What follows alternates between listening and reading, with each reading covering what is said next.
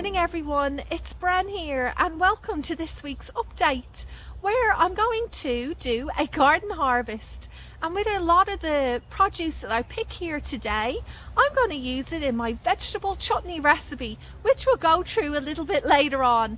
And as well as that, I'm going to share with you some tips that I have when it comes to sowing seeds. So please just sit back and relax for a little bit and let's get into it now. Let's start off today's harvest over here in the raised garden bed area. The first thing to go into the harvest basket today are some of these red noodle snake beans. I'm using scissors because I can't find my secateurs. These come in a green variety too, but I like growing this burgundy colour. Colourful fruit and veg always reminds me of my husband's grandma, who was a wonderful gardener. So she used to seek out varieties that weren't just green because she didn't have the best vision. And she always said when it came to harvesting the food, she was able to spot them much better growing on the plant. Next up are apples. This variety here is called Granny Smith.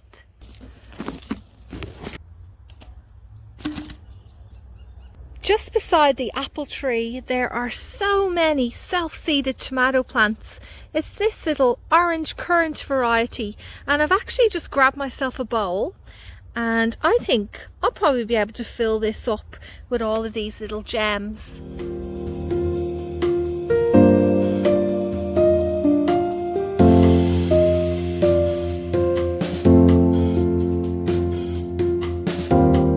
Next I have this golden zucchini. Here are some mini white eggplants. Growing along this fence line and starting to cover the top of this orange tree and over here the lime tree are cucumber vines, and they're absolutely covered in them.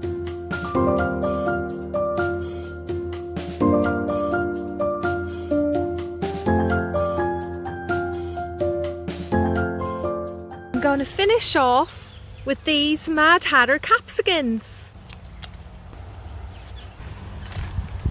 I'm going to share with you now my vegetable chutney recipe using a lot of what you see here in this basket.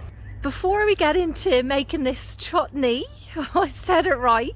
I think my Irish accent comes out really strong when I say that word. Before I start making it, I did just want to mention that when it comes to cooking, oftentimes I tend to kind of just wing it. So I won't be giving you exact measurements. It's more kind of like sharing the idea of what you can do with the produce that you grow. Okay, let's get cooking. The first thing I did was give everything a wash. Now it's time to chop everything up. I'm keeping the pieces pretty large because I want this chutney to be fairly chunky. Next up, I'm chopping the beans, roughly about 1/2 inch in length.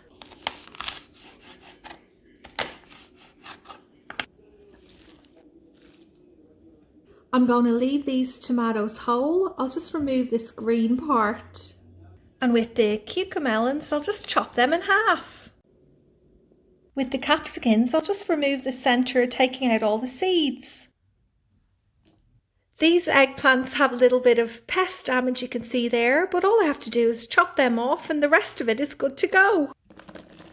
Now we're just left with the apples from the garden harvest. I'll do the same with these, chop them up into chunks around the same size as this zucchini. Okay, so everything is ready to go.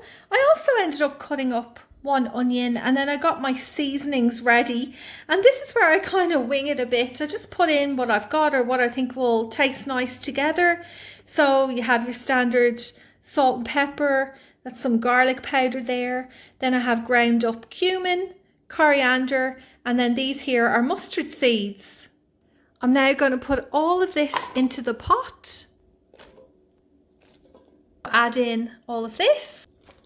1/2 cup of white sugar and 1/2 cup of white vinegar. It's now on the stove. I've put it on a medium heat and I'll leave it there for about 1.5 hours, stirring it occasionally.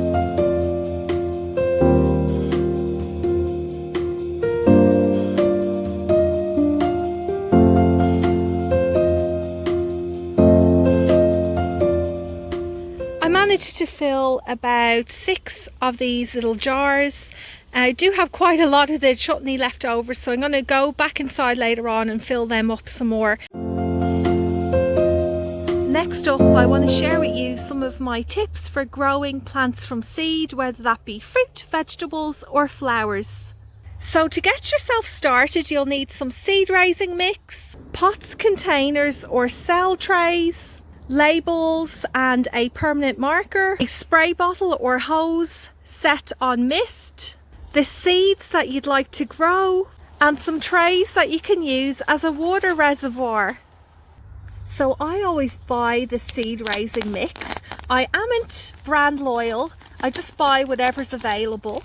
Now the reason why you would choose seed raising mix over using potting mix is that this is specially formulated to help the tiny roots of little freshly germinated seeds reach down and get into the soil. You can see there that it's much finer, and the other thing about this is that it's sterile, so there's no confusion when you pop your seeds into it and you see little green sprouts appear. You're 100% certain that it's not any other seed but the one that you planted into it.